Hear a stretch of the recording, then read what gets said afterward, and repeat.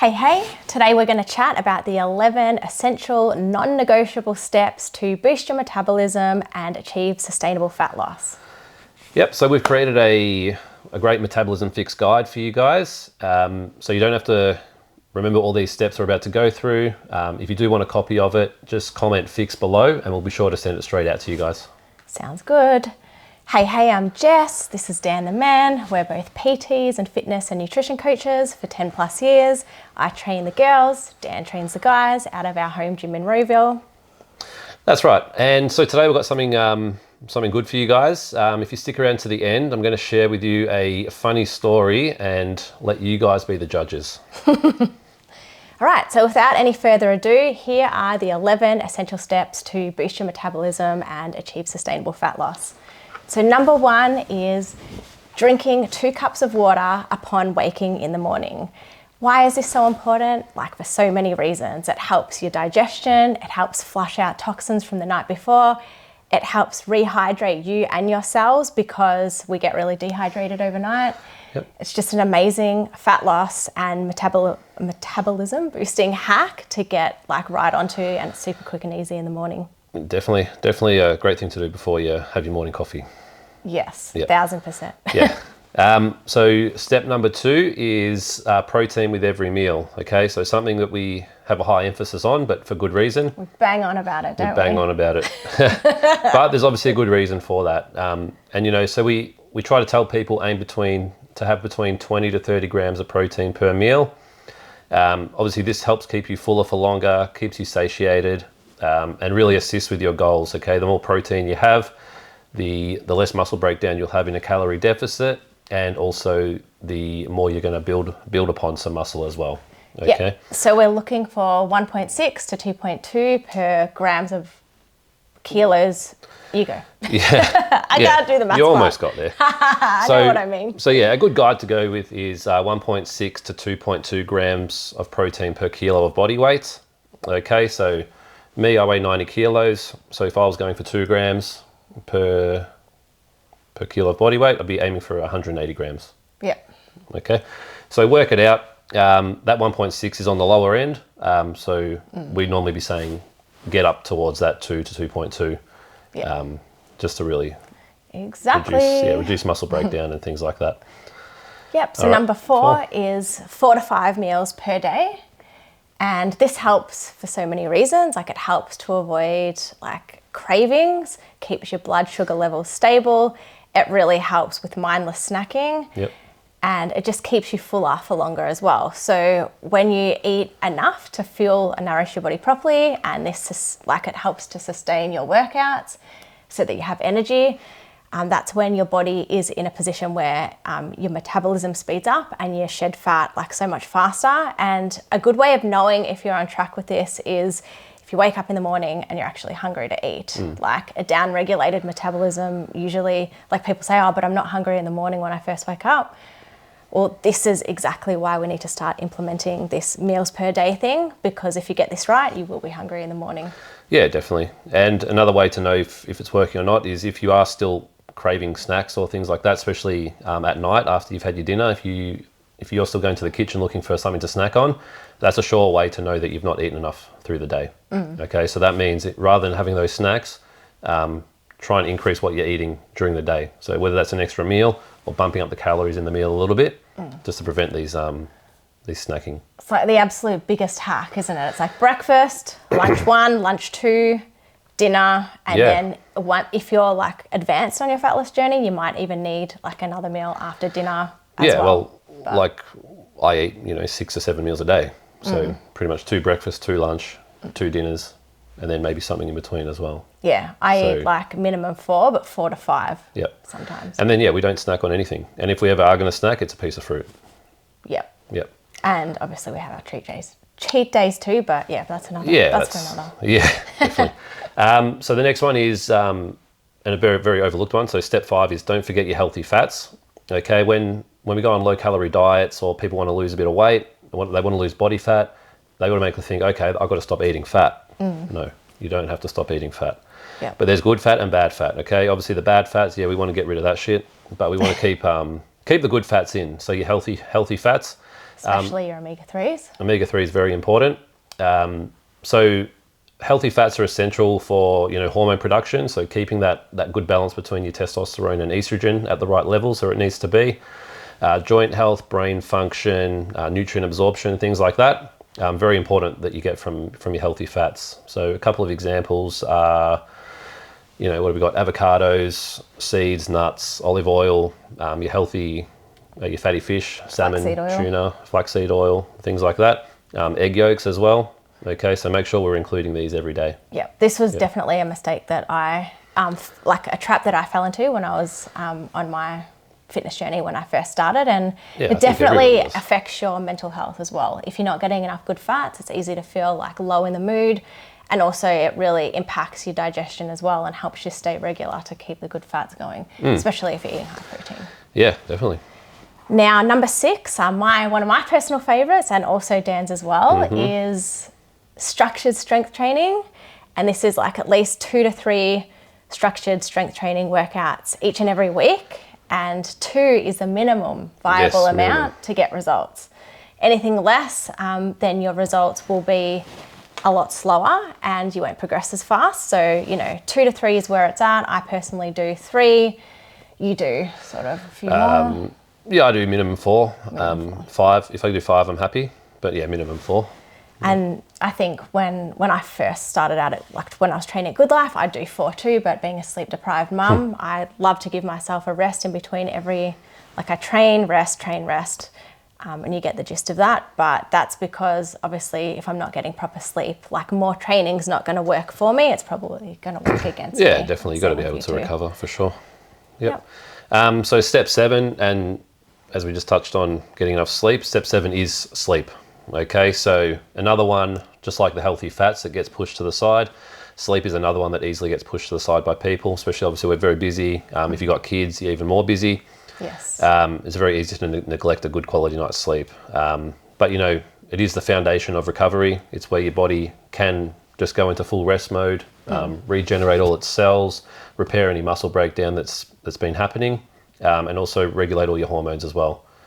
Okay, if we don't get enough sleep, cortisol goes through the roof, and that puts a big block on fat burning and muscle gain as well. Okay, so if you're in a state of stress, it's going to block your progress.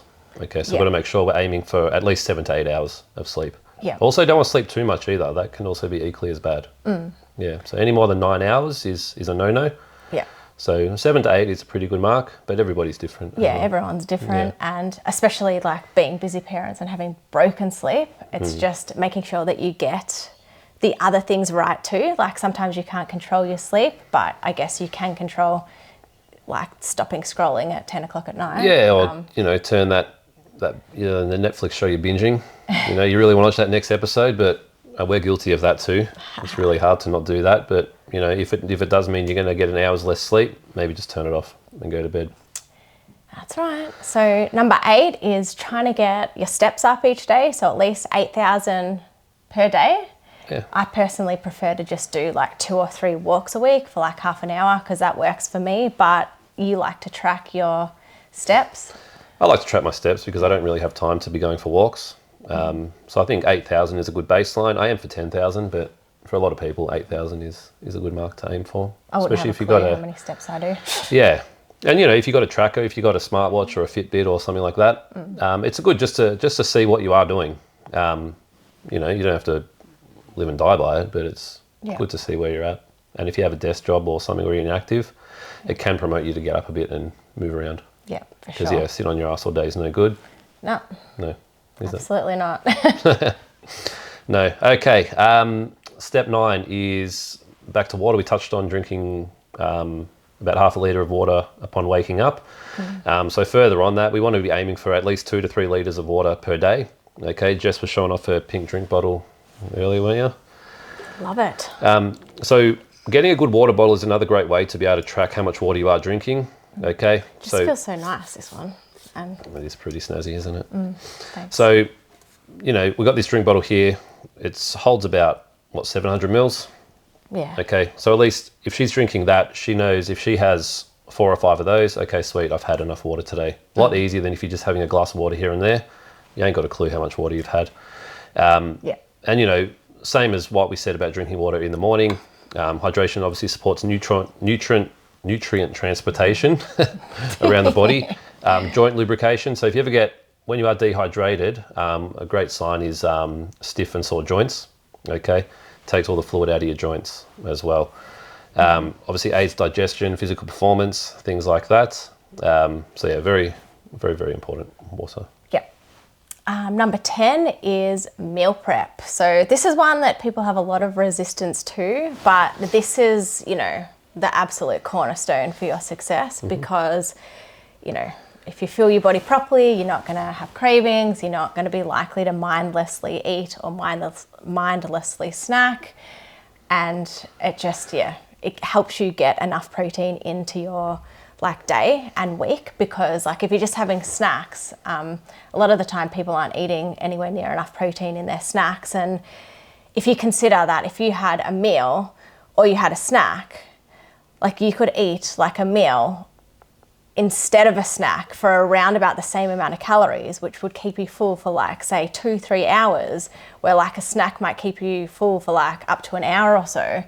And it really is good for your digestion to rest and reset, and for you to go at least 3 to 4 hours between your meals, so that your body gets a chance to rest and reset. Otherwise, it's a lot on your body to be constantly eating all day long, and spikes your insulin every time you eat, which obviously is fine, but if you can just have a bit of a better plan with that, it helps. Definitely. And I think if you're having a snack, like you said, that's going to keep you full for an hour, but the same amount of calories that you get from a meal, and that all comes back to the macro breakdown. So if you're having a snack that's just high carb, obviously skyrockets the blood sugars, gives you that short energy burst, but then you crash, then you want more shit. But you have a nice structured meal with all your macros planned out that you've obviously learnt in the first few steps that we went through. Yep. Going to keep you full. Also takes out decision fatigue. If you've not got a meal ready to eat, and you get really hungry, okay, what am I going to eat? I'm going to go get Macca's burger, because you ain't got anything else. So it takes away any of that. There's always meals in the fridge ready to go. Yep. Okay, very important. And people, hesitant to embrace this, but all you need to do is just do it for a couple of days. Your energy skyrockets. You actually don't have cravings, and you suddenly realize that, oh my God, I'm not an emotional eater, and I don't have issues with my hormones and crave sugar all the time. What if it's just simply a bad habit that, a lot of the time it actually genuinely is. It's all habits, and doing a meal prep is a new habit. That you get used to. Anyway, moving on to the last topic is number 11 is know your BMI. BMR. Haha, BMI.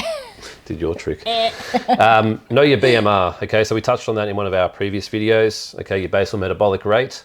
Okay, again, this is the calories that your body requires to do the bare ass minimum of basically keeping you alive.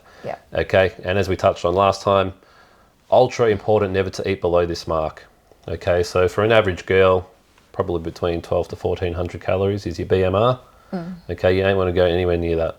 Okay, and obviously your extra total daily calories burnt is on top of that. Okay, if you do a workout, if you go for a walk, things like that comes on top, and that's where we take calories out of if you want to get into a calorie deficit. That's okay, right. So we've in the Metabolism Fix guide, we've got a little a formula for you to work out. And it's just a good tool to know, just so you know roughly what your BMR is. And just if you are going to go down calorie controlled routes, just make sure you know you never to go below Hopefully this. you're not, but... especially not that low. Yep. All right. Now for the good part. Oh God, here we go. All right. Oh God.